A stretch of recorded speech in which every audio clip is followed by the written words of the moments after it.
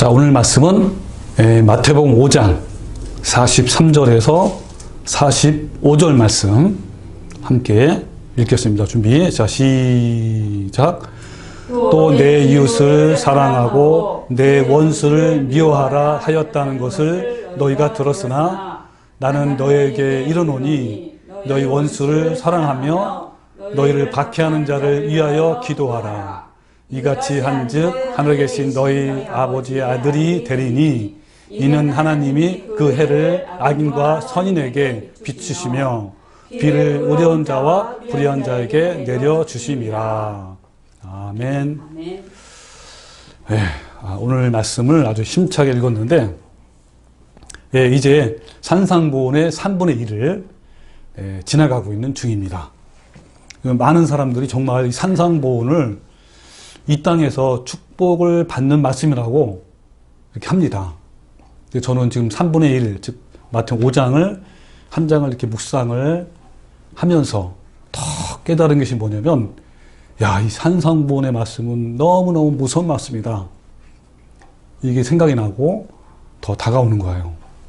오늘 말씀까지 설교하면 이제 5장 3분의 1 넘어가잖아요. 근데 벌써 이 지금까지 3분의 1 넘어가는 순간에 어떤 말씀이냐면, 이 말씀을 지키지 않으면 천국에 합당하지 아니한다고 이런 말씀이 12번이나 나와요. 벌써 이렇게 경고하고 있습니다. 오늘 말씀도 똑같은 패턴의 말씀이 이어져요.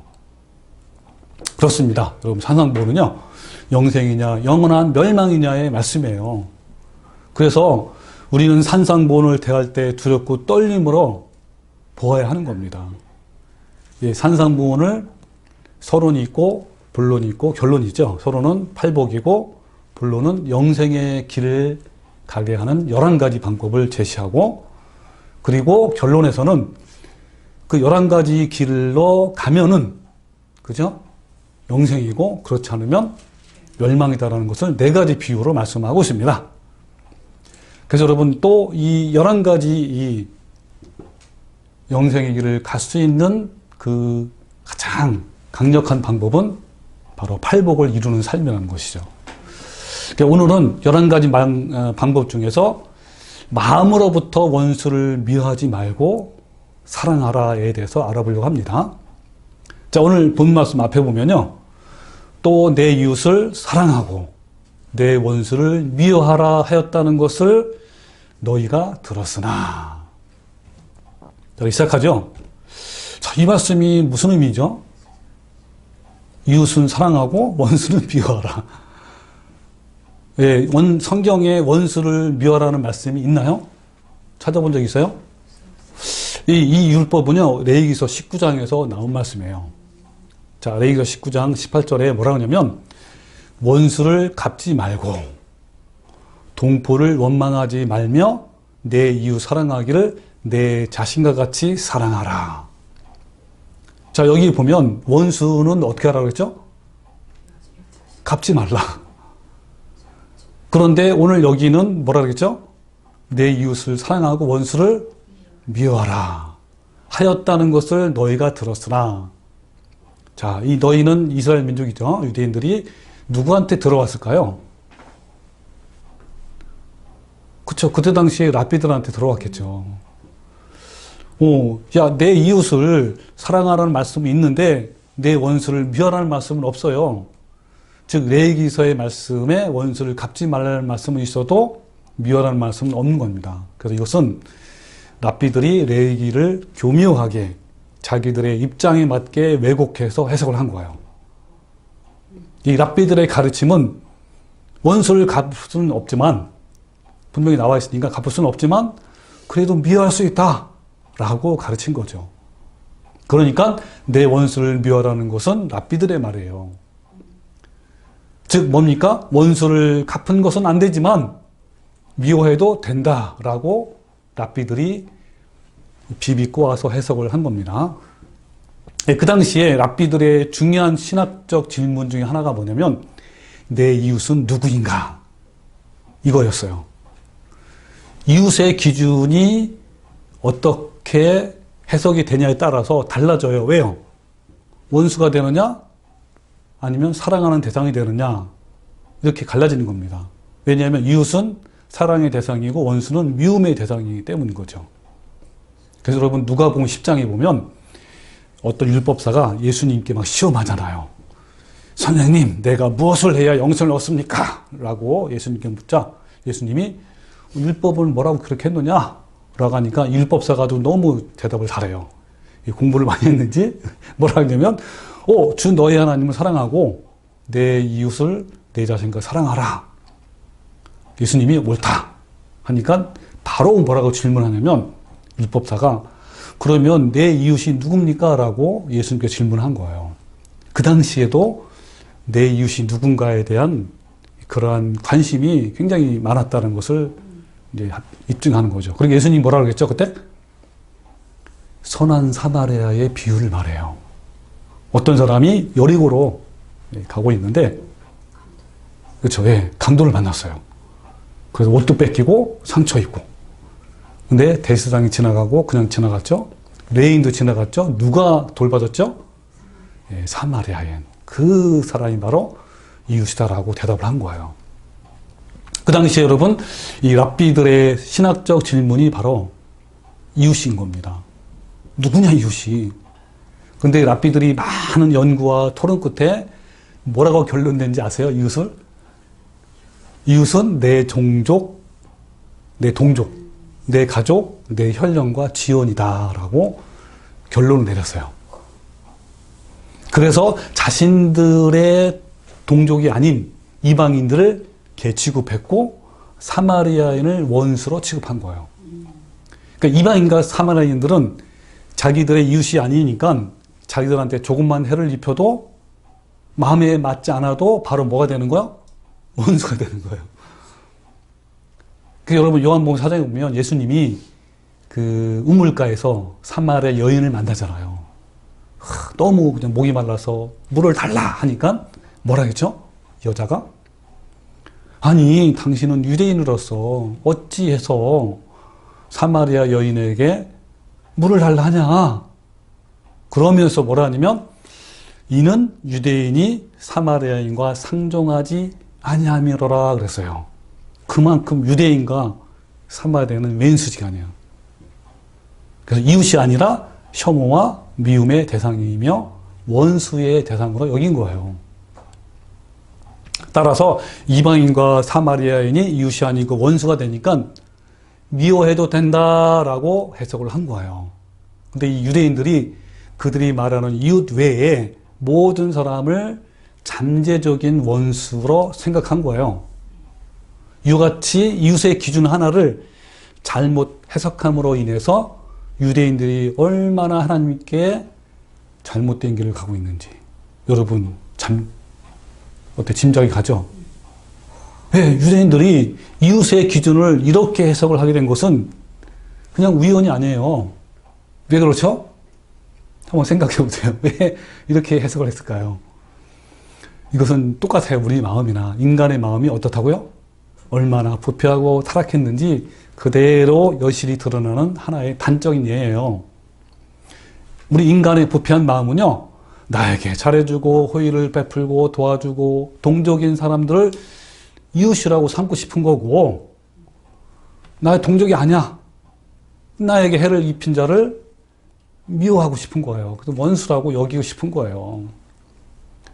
그 여러분 성경을 제대로 아는 것이 얼마나 중요한가를 또 한 번 깨닫게 됩니다. 내가 좋아하는 기준이 아니라 좀 내 마음에 거슬리더라도 그 말씀이면 거기에 굴복하고 순종하고 따라가는 게 진리 아닙니까? 아멘. 예, 우리 방금 알아본 누가복음 10장에서 율법사가 이웃이 누구인가에 대한 질문에 예수님이 대답은 선한 사마리아인이 바로 이웃이다라고 정의했잖아요. 예수님이 이렇게 이웃에 대한 대상을 선한 사마리아인으로 규정하는 것은요, 그때 당시에 유대인들에게는 큰 충격이에요. 왜 그런지 알죠? 왜 이스라엘은 이 사마리아인을 어떻게 대했다고요? 왼수, 미움과 천대. 사람 취급도 안 하잖아요. 그렇다면 여러분은요, 이웃이 누구인가요? 네, 여러분은, 근데 예수님은 뭐라 그랬어요? 오늘 본문에서? 확실하게 그랬죠? 네, 확실하게. 원수까지도 이웃이다. 그래서 원수를 사랑하라. 라고 말씀한 거예요. 즉, 모든 사람이 이웃인 겁니다.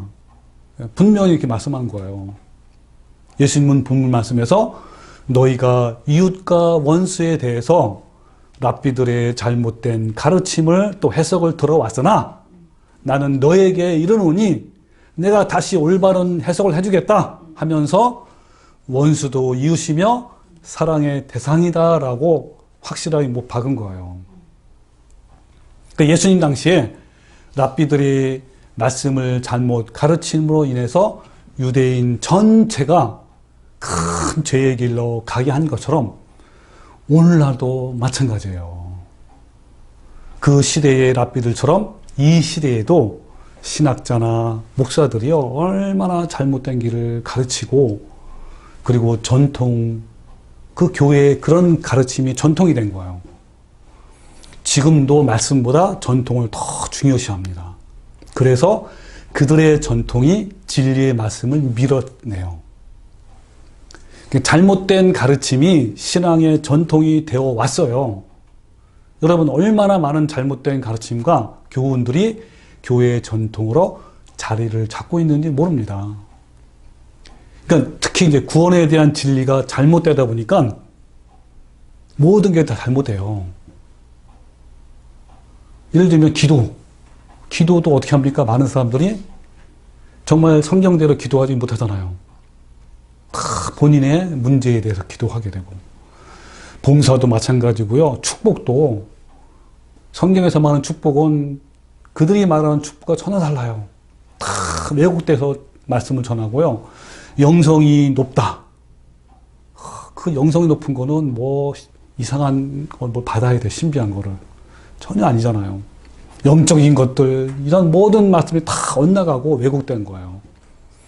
예, 오늘 본문 말씀에서 예수님이 바르게 해석하신 것처럼 오늘날에도 잘못된 교리를 유명한 목사에게서 들었으나 이제는 성경에서 올바로 찾고 올바르게 연구하고 해석을 해야 합니다.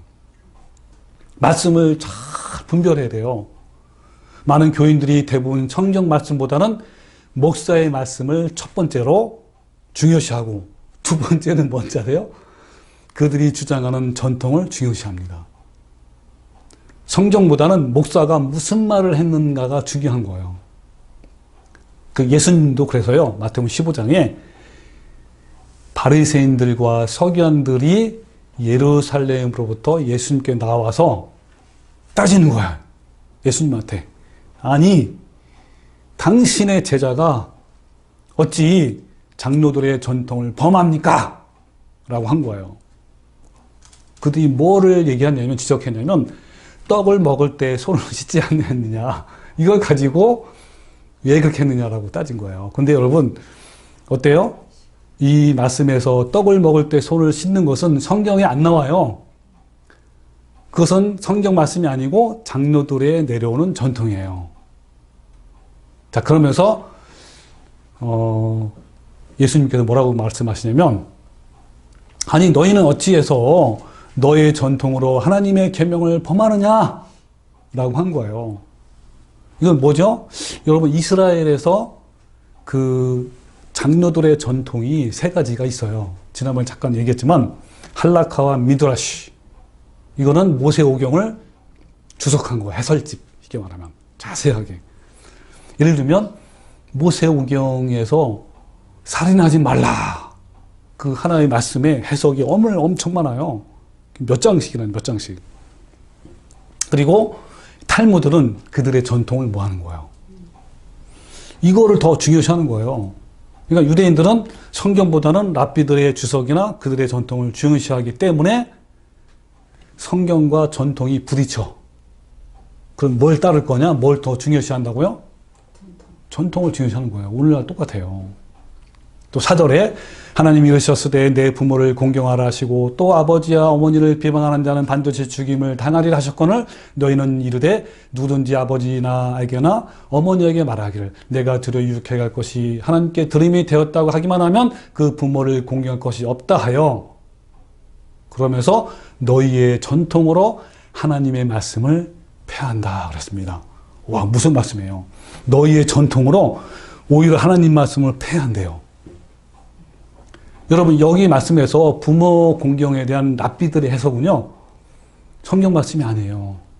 그들의 전통이에요, 전통. 그게 사람의 계명이죠. 그러면서 예수님이 7절에 외식하는 자들아. 그러니까 하나님의 말씀을 무시하고 오히려 전통을 따르는 것을 외식하는 사람이라고 한 거예요. 위선자라는 말이에요.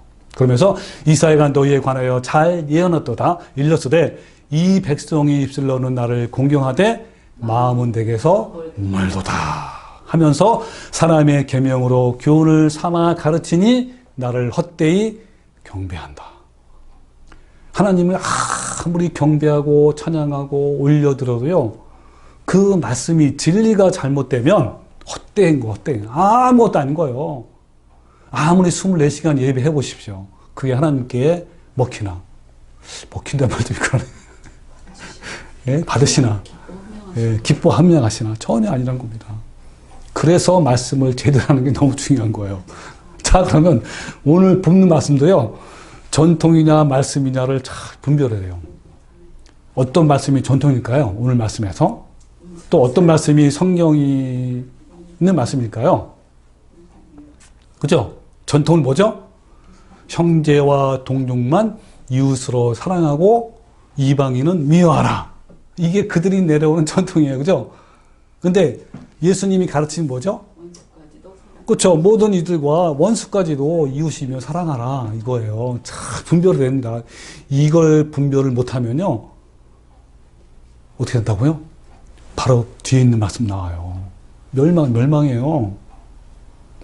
이 랍비들은 그 당시에 어떤 사람들이냐면요, 율법사, 바리새인들, 서기관들, 또 제사장들, 이 랍비에 해당이 돼요. 가장 존경막 받는 지도자입니다. 유명한 학자이고요, 연구자이고, 대부분 모세오경을 남송해요.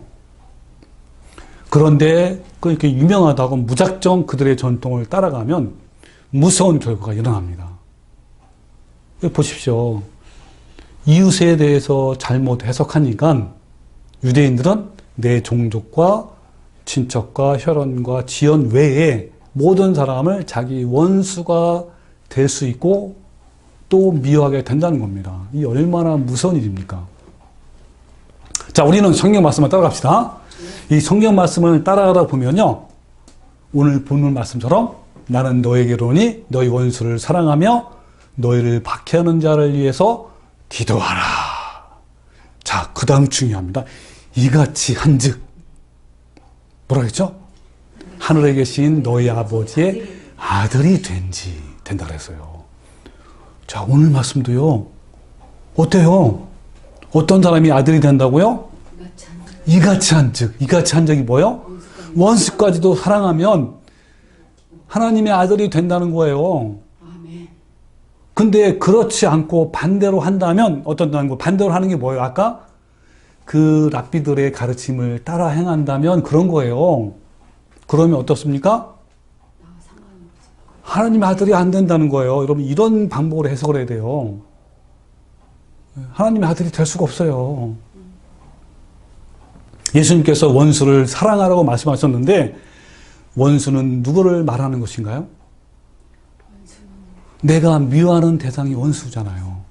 그렇다면 나 자신은, 우리는 얼마나 오랫동안 그리고 얼마나 많은 원수가 있었는가 생각해 보십시오. 여러분, 원수가 없는 사람이 있을까요? 그러면 우리는 과연 천국에 갈 수 있을까요? 왜요? 성경에는 원수를 사랑하지 아니하면 하나님의 아들이 될 수 없다고 말씀하고 있잖아요.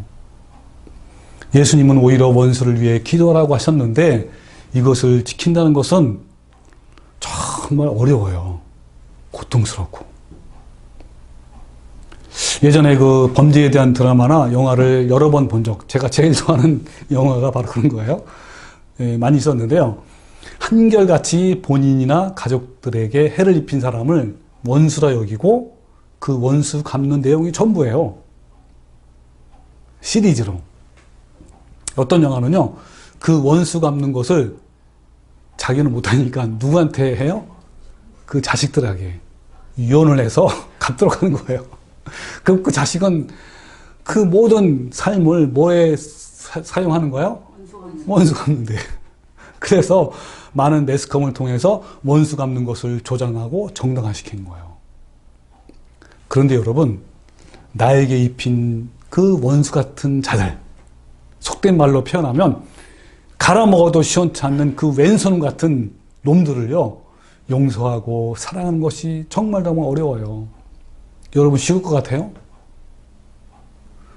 그것도요, 죽이고 싶은 원수를 위해서 기도하라고 하니 정말 이것은 얼마나 불가능한 것이니 우리 힘으로는요 불가능해요. 우리에게 왼수 같은 놈들은요, 우리 주위에 있는 사람들일까 아니면 먼 데 있는 사람일까요? 그렇죠. 예, 맞아요. 대부분 우리 가까이에 있는 가족이나 친지나 직장 직원이고 동료이고 가끔 만나는 사람이에요. 예, 같이 일하는 동료예요. 둘이 서로 왼수가 될 수 있는 거예요. 예? 그러니까 그들을 용서하고 사랑하고 기도해 주는 것이 얼마나 어렵고, 그렇지만 용서를 못하면 그만큼 또 힘들어요, 또. 예. 그러나 우리는요, 이 원수를 사랑하는 이 말씀을 지켜야 되고죠. 지키기 위해서 우리 안에 끓어오르는 분노와 상처받은 쓰라린 마음을 가지고 주님께로 가서 수술을 받아야 하는 거예요. 우리가 살기 위해서는 반드시 해야 합니다. 목숨을 걸고 내놓고 해야 합니다. 이같이 한즉 뭐라고요? 하나님의 아들이 되리라. 그렇지요. 우리는 하나님의 아들이 되기 위해서는 반드시 해야만 합니다. 이것은요, 생활의 문제가 아니라, 여러분 신앙생활이 아니에요. 그것이 아니고 생존의 문제예요. 천국이냐 지옥이냐의 문제입니다. 이같이 못하면 하나님의 저주의 대상이 되는 거예요. 이것은 선택이 아니라 죽기 살기로 해야 합니다. 이것을 뛰어넘지 못하면요, 하나님의 아들이 못 되는 거예요. 그래서 이 말씀을 지키기 위해서 두 가지 원리를 같이 한번 알아봅시다. 첫 번째 원리는요, 옳고 그름의 원리보다 은혜의 원리로 풀어가야 하는 거예요. 무슨 원리요? 은혜의 원리. 이 사람은 내가 좋아하는 사람이니까, 내게 호의적이니까, 내 이웃이고 그래서 사랑하는 것이고, 또 저 사람은 나를 배척하는 자이고 나를 미워하는 자이고 나에게 해를 입힌 자니까 저 사람은 내 원수야, 내가 미워해 라고 하는 것은요, 뭡니까? 나의 기준으로 삼는 거예요. 옳고 그름의 문제로 보는 거예요. 이와 같이 옳고 그름의 문제로 보면 우리는요, 원수를 미워할 수밖에 없어요. 랍비들이 가르치는 것은, 즉 뭐요? 내 이웃을 사랑하고 내 원수를 미워하라는 것은 옳고 그름의 문제를 보는 거예요? 은혜를 보는 거예요? 옳고 그름. 그렇죠. 그래서 유대인들이 이방인과 사마리아인을 무조건 잠재적인 원수로 보는 거예요. 그러나 너희 원수를 사랑하며 너희를 박해하는 자를 위하여 기도하라는 것은 무슨 원리죠? 은혜의 원리예요.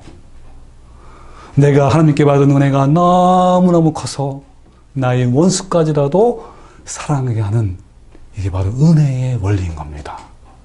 이 은혜의 원리는요, 나를 향하신 하나님의 사랑이 얼마나 큰지, 그리고 나 같은 죄인을 용서해 주시고 받아주시고 사랑하신 그 은혜의 마음에서 출발하는 거예요. 이거는요, 천국의 원리예요. 천국에 가면요, 다 은혜의 원리야, 다. 거기는요, 인간의 원리가 하나도 없어요. 옳으냐 그르냐 이 문제가 없어요. 할렐루야. 여러분, 이웃과 원수의 기준이 무엇입니까? 우리는요, 그 기준을 인간적인 원리와 잣대로 판단을 해요. 나에게 호의적인가 아니면 나에게 적대적인가, 이걸로 판단합니다. 더 호의적인 사람은 이웃으로 여기고, 나를 상하게 하거나 적대적인 사람은 원수로 여기는 거예요. 그러나 우리는 먼저 이런 인간적인 기준을 깨버려야 돼. 어떻게 하면 깨버릴까요? 네? 부패한 인간적인 원리를 깨고 나에게 해를 입히는 원수까지도 사랑하라는 말씀을 지키기 위해서는 은혜의 원리로만 가능하잖아요. 우리 마음에 이 은혜의 원리가 작동되면요, 다른 사람을 볼 때 어떤 마음으로 보게 될까요? 예수님의 마음. 예. 즉 하나님의 눈으로 보고 하나님의 관점으로 보게 되면요, 모든 사람은 평생 동안 죄에 끌려다니며 죄의 종로로 타다가 마침내 지옥에 갈 수밖에 없는 불쌍한 존재라는 것을 알게 되죠. 그 하나님의 마음으로, 그런 하나님의 마음으로 보면 어때요? 부자도, 대통령도, 거지도, 목사도, 가족도, 왼수도, 또 우리 자신도 어때요? 다 불쌍한 거예요. 만약 나에게 해를 입힌 자를 미워하고 보복하고 싶다면 그 사람은요, 교회 열심히 다니지만 하나님의 마음이 없는 것이고요, 하나님이 나에게 베풀으신 은혜를 모르는 거예요. 결국 그 사람은요, 하나님과 아무런 상관이 없다는 것을 스스로 증명하는 거예요.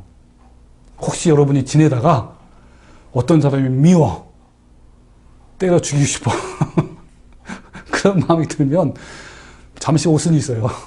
그 지식적이면 그 사람은 하나님의 아들이 아닌 겁니다. 될 수가 없죠. 그러니까 부패한 인간적인 시각으로 보면 나에게 옳은 행동을 하는 사람은 이웃이고 그런 행동을 하는 사람은 왼수가 됩니다. 그러나 주님의 가르침은 바로 은혜의 원리예요. 이 은혜의 원리가 내 마음에 작동이 되면 내 안에서 예수님의 성품이 흘러나와요. 성령의 9가지 열매가 내 안에서 비춰지고요, 아가페 사랑이 15가지가 내 마음에서 흘러나오는 거예요. 그래서 이 하나님의 사랑의 힘으로 나에게 왼수 같은 그죠, 그런 자에게 오래 참게 되고 성내지 않게 되고 시기하지 않게 되고요, 악한 생각을 아니하게 되고 온유하고 긍휼한 마음이 나오는 거예요. 이것이 은혜의 원리고 은혜의 힘인 거예요. 마음속에서는 왼수 같은 놈 하면서 막 부글부글 끓어오르는데 겉으로는 억지로 참고 온유하고 절제하는 것처럼 보이는 것이 원수를 사랑하는 것이 아니라, 진정한 은혜의 원리는 하나님의 사랑과 은혜로 말미암아 원수에 대한 이 미움과 이 분노가 어때요? 분노의 마음이 눈 녹듯이 녹아서 그를 용서하게 되고 기도하게 되는 거야. 그를 위해서. 나를 공격하고 비난하고 불친한 자를 용서와 사랑을 하려면 부패한 인간에게서 나오는 인간적인 사랑이 아니라 십자가에서 나오는 사랑과 은혜로만이 가능한 거예요. 그래서 요한일서 4장에 보면요, 4장 11절 사랑하는 자들아 하면서 요한이 우리한테 부탁을, 아니 명령을 하고 있어요. 사랑하는 자들아. 하나님이 이같이, 여러분 이같이 우리를 사랑하셨은즉, 이같이 여러분 이같이라는 말씀에 다 포함된 거예요. 우리도 서로 사랑하는 것이 마땅하다. 여러분 이 같은 사랑을 받은 우리는 이 엄청난 사랑을 어떻게 갚을까요? 우리는요, 하나님께 은혜와 사랑에 빚진 자입니다. 그래서 예수님이 마태복음 18장 23절에 천국을 말씀하는데요, 10,000달란트 빚진 자와 100다네리온 빚진 자의 비유를 말씀해요. 이 100달란트 빚진 자가 임금한테 와가지고 제발 용서해달라고. 이 100달란트가 얼마인지 아세요? 오늘날 하면 60조 원이에요, 60조 원. 쉽게 말하면 이 사람은 이 장관급 정도 될 거예요. 오늘날 말하면 횡령한 거예요. 그래서 막 갚으라 하니까 어때요? 내 몸과 네 몸과 아내와 자식들 모든 것을 다 빼앗아 갚게 하겠다. 그러니까 엎드려 절하면서 내게 참으소서, 내가 다 갚겠나가면서 막 불쌍해달라고 한 거예요. 근데 그 임금이 그 얼굴은 너무 불쌍한 거예요. 그래서 불쌍히 여겨서 보내고 그 빚을 다 탕감해 준 거예요. 그러더니 그 종이 나가서 자기에게 백단의 빚진 자 동료를 막 잡고 이놈 너 죽을 거야. 응? 빨리 안 갚아? 너를 다 그냥 네 몸과 네 아내와 자식들을 다 팔아서 갚게 할 거야 하면서 목을 막 잡고 비틀고 한 거예요. 그러니까 어떻게 했어요? 이 동료가 똑같이 말한 거예요. 자기가 한 것처럼 나에게 참아주소서, 갚겠습니다, 용서해달라고 또 빌고 또 한 거예요. 근데 허락하지 아니하고 옥에 갇혀버린 거예요. 이거는요 똑같은 거예요. 우리가요 하나님께 큰 은혜를 받았잖아요. 그런데 어때요? 우리 그런 자에게, 나한테 해를 입힌 자에게 어떻게 합니까?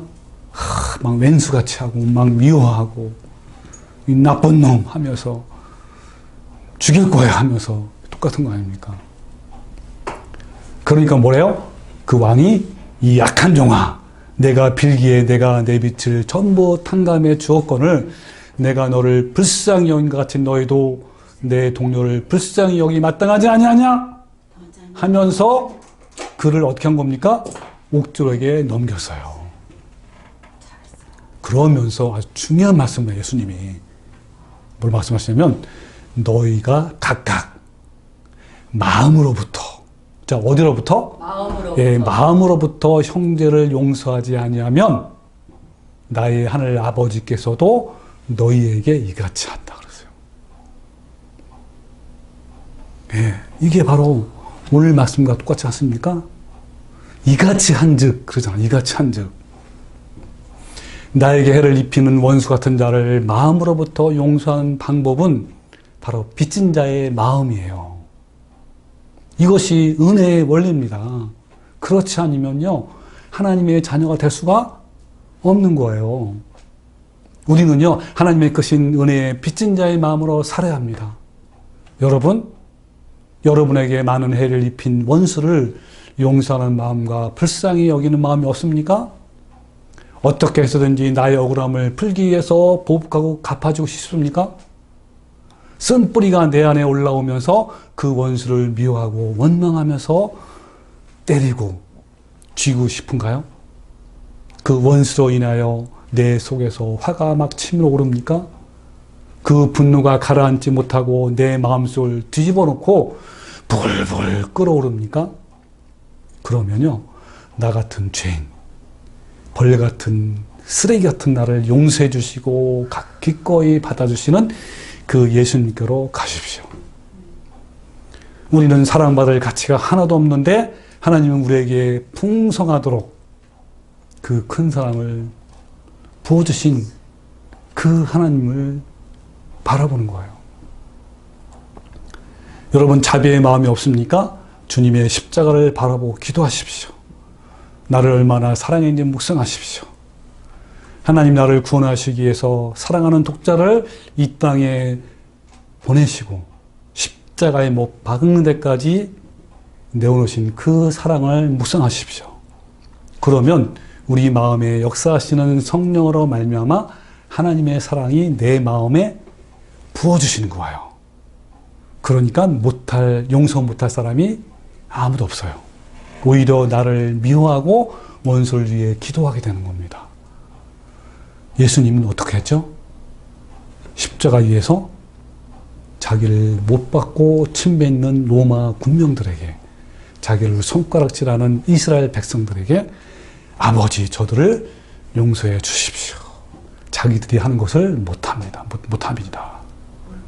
여러분 우리 모두는요 하나님께 은혜와 사랑에 빚진 자입니다. 하나님께서 먼저 우리에게 은혜를 보이셨기 때문에 우리는 구원을 받았고 또 이루게 된 거예요. 십자가로 시작된 구원은 세상 무엇으로도 갚을 수 없는 은혜의 빛입니다. 은혜와 사랑에 빚진 자는 다 채무자입니다. 채무의식을 가지고 있는 사람은 원수를 사랑하는 것이 마땅한 거예요. 만달란트 탕감받은 자의 심정으로 100다나리온 빚진 자를 만나면 어때? 우리는 얼마든지 용서할 수 있는 거예요. 근데 저는요, 늘 억울한 일이 생기면, 막 분노가 막 떠오르잖아요. 그러면 항상 나 같은 사람, 나같이 이 벌레 같은, 쓰레기 같은 나를 받아주시고, 사랑하시고, 은혜 베풀어 주시고, 진리를 알게 하시고, 지금까지 걸어오게 하신 그 하나님을 그냥 묵상하면, 그냥, 요즘 말로 하면 그냥, 마음이 쫙 눈끝이 녹아요. 예. 그래서 오히려 불쌍한 거예요. 예. 얼마나 참 그 사랑이 깊은지. 예. 요한일서 3장에요. 이렇게 3장 1절 보라 아버지께서 어떠한 사랑을 우리에게 베푸사. 아까 이같이 같은 말이에요. 어떠한 사랑을 우리에게 베푸셨는지 하나님의 자녀라 일컬음을 받게 하셨는가 그래요. 우리가 그러하도다. 그러므로 세상이 우리를 알지 못하면 그를 알지 못함이라. 여러분 우리는 어떠한 사랑을 받은 자입니까? 어떻게 우리가 옳고 그름을 따집니까? 어떻게 법대로만 하려고 합니까? 그것은요, 하나님의 은혜를 모른다는 것을 스스로 증명하는 거예요. 그런데요, 너무 참 희한하게도 믿는 사람 중에요, 법을 따진 사람이 굉장히 많아요. 법대로 해결하자, 법대로. 이런 사람이 굉장히 많아요. 네, 저도 옛날에 그랬어요.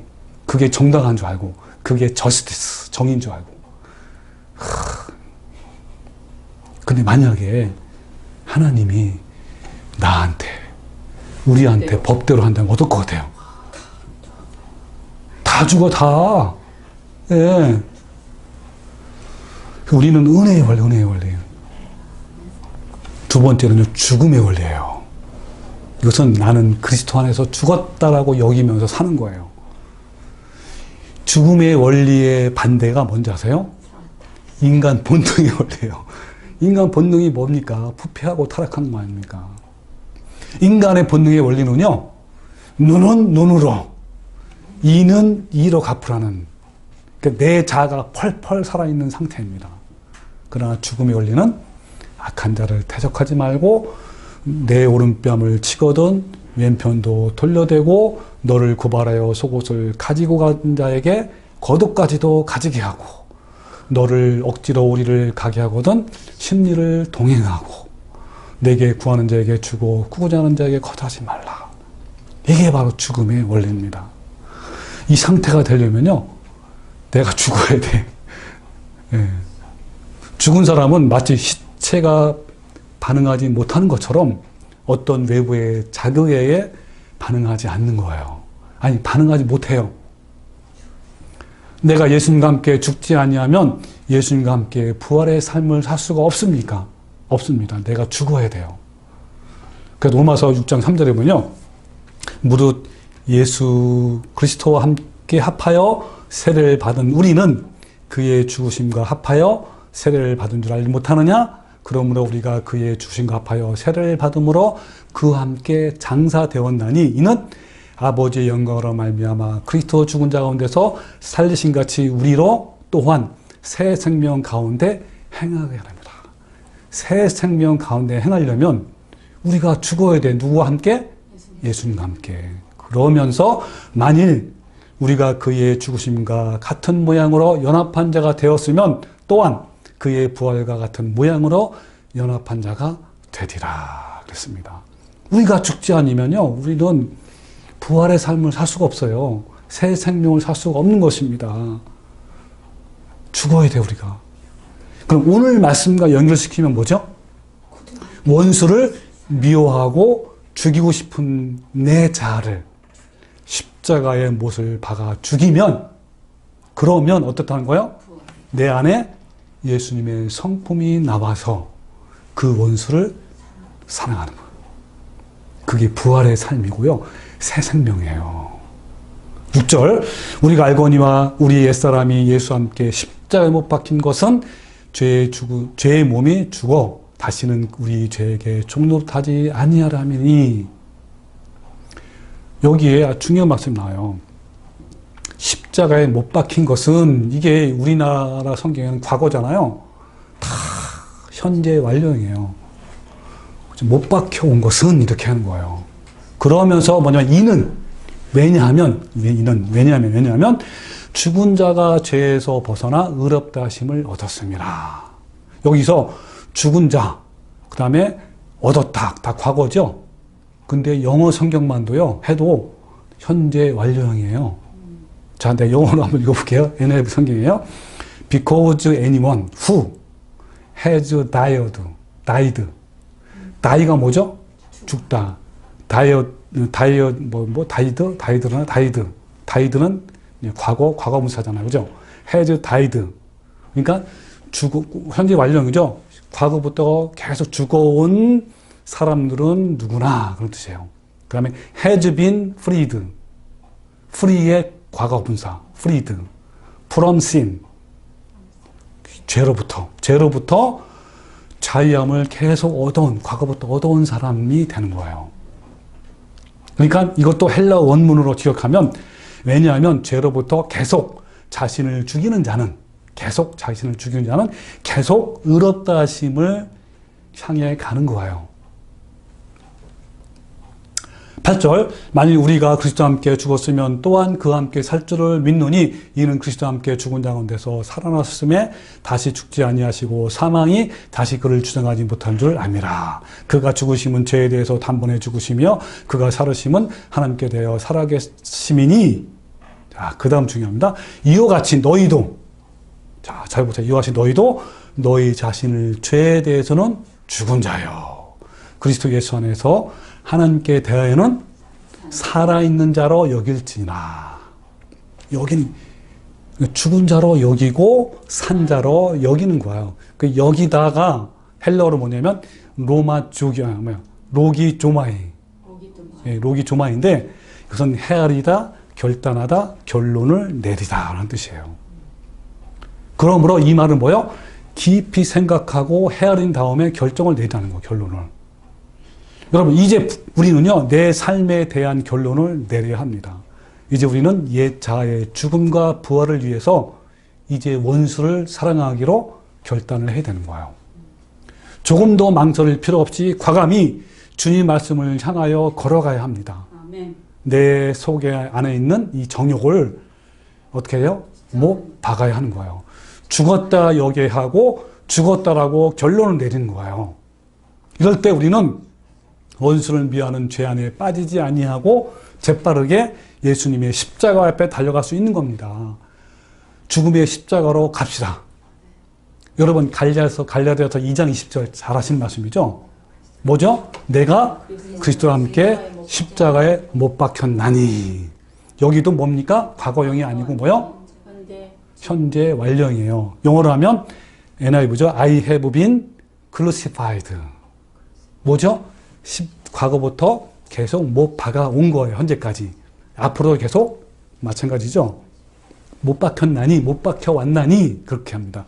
그런즉이 뭐죠? 죽어왔기 때문에, 그렇기 때문에, 죽어왔기 때문에, 여러분, 그 때문에 뭐야, 그 다음에? 이제는 내가 산 것이 아니요 오직 내 안에 그리스도께서 사시는 것이라. 그 앞에가 중요해요. 뭐 했기 때문에 이렇게 내 안에 예수님이 산 거예요? 죽어왔기 때문에. 이게 전제예요. 죽어오지 않으면 내 안에 예수님이 살아요? 누가 살아요? 왜? 내 안에 부패한 그대로 성격이 있는 거예요. 그 예수님의 마음이 아니에요. 죽여왔기 때문에 내가 사는 것이 아니야. 내가 사는 것이 뭐야? 내 옛자가 그대로 있는 거예요. 내 뜻대로, 내 의지대로, 내 뜻이, 내 의지가 뭐예요? 하는 것이 밤낮. 내가 하는 의지와 내 뜻이 뭐예요? 부패함과 타락함 아닙니까? 그게 아니라, 내가 산 것이 아니라, 누가 산 거예요? 예수님이, 내 예수님이 내 안에 사는 게 뭐예요? 예수님의 마음이 내 마음이고, 예수님의 성품이 내 성품이에요. 똑같아요. 이게 내 안에 사는 거예요. 뭐 했기 때문에? 죽었기 때문에. 예. 마지막으로 김익두 목사님의 이야기를 하고 제가 마칠게요. 김익두 목사님은 원래 뭐였죠? 망나니에다 깡패였잖아요. 유명한. 그래서 김익두가 이제 그러다가 그런 생각하다가 안락교회의 수알론 선교사를 통해서 예수님을 믿게 되었다 그래요. 그래서 김익두 목사님이 남긴 에피소드가 몇 개가 있는데 두 가지만 소개할게요. 첫 번째는 이분이 예수님을 믿고 제일 먼저 한 일이 뭐냐면 부고장을 다 날린 거예요. 어떤 부고장이냐면 김익두 사망. 그래가지고 이제 다 이제 알려서 다 좋아했죠 사람들이. 야 김익두가 죽었대. 그래서 근데 어느 날 보니까 살아 있어가지고 버젓이 마을을 막 돌아다니는 거예요. 예, 달라진 것이 있다면 성경책을 가지고 다니고 전도를 한 거죠. 그래서 김익두가 사귀셨다고 생각한 이 어떤 청년이 불량 청년이에요. 이제 지나가는 거야 시장으로. 그러면서 죽기는 뭘 죽어 하면서 물 한 바가지 해가지고 슉 던졌어요. 그때 김익두가 물을 털털 털면서 김익두가 죽었으니 망정이지 김익두가 살았다면 너는 죽었다 봐서. 이런 말로 유명하대요. 이 말이 뭐예요? 옛사람인 김익두가 죽고 그 안에 예수님의 성품이 있어가지고 새 사람으로 바뀐 거예요. 또 이제 두 번째 이제 에피소드인데요. 이 김익두 목사가 이제 부흥회를 참석하려고 산길을 막 걸은 거예요. 굉장히 여름에 더운 날.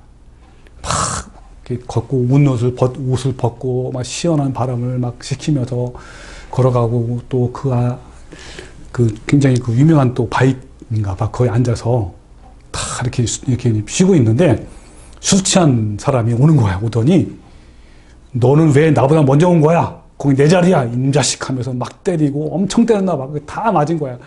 시커 막 때린 거야 그냥 사정없이. 그래서 아무런 저항도 하지 않고 가만히 매를 맞은 거예요.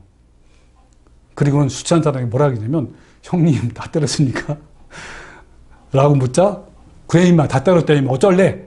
자식 하는 거야. 그때 이 김익두 목사님이 뭐라냐면 예수님은 내가 믿고 복은 형님이 받으셨군요 그랬대요. 그러면서 하는 말이 뭐냐면 그러니까 이 말을 하니까 잘 무슨 말이니 막 도대체 무슨 말하는 거야 임마 이 자식 하면서 그런 거야. 그랬더니 뭐라 하냐면 내가 김익두입니다 이렇게 한 거예요. 그랬더니 이 말을 듣자마자 이 사람이 얼굴이 하얗게 변해가지고 막 살려주십시오 막 하면서 빌고 비는 거예요. 그래서 김 목사님이 뭐라냐면 일로 와 임마 하면서 탁 데리고 이제 부흥회를 간 거예요. 그래가지고 이 사람이 나중에 예수님을 믿고요 장로까지 돼야 돼요. 장로. 예. 여러분 오늘 본 말씀 끝에 다음과 같은 말씀으로 이어집니다. 46절부터 너희가 너희를 사랑하는 자를 사랑하면 무슨 상이 있으리요? 세리도 이와 같이 하느니라. 또 너희가 너희 형제에게만 무난하면 남보다 더할 것이 무엇이냐? 이방인들도 이같이 하느니라 하면서 뭐라 그래요? 그러므로 하늘에 계신 너희 아버지의 온전하신 같이 너희도 온전하라 라고 한 거예요. 여러분 이 말씀에서 한 아버지의 온전하신 같이 온전하라는 것은 비록 나에게 왼수 같은 사람일지라도 미워하거나 보복하지 말고 용서하고 그를 위하여 기도하라는 거예요. 여러분은 어떠신가요?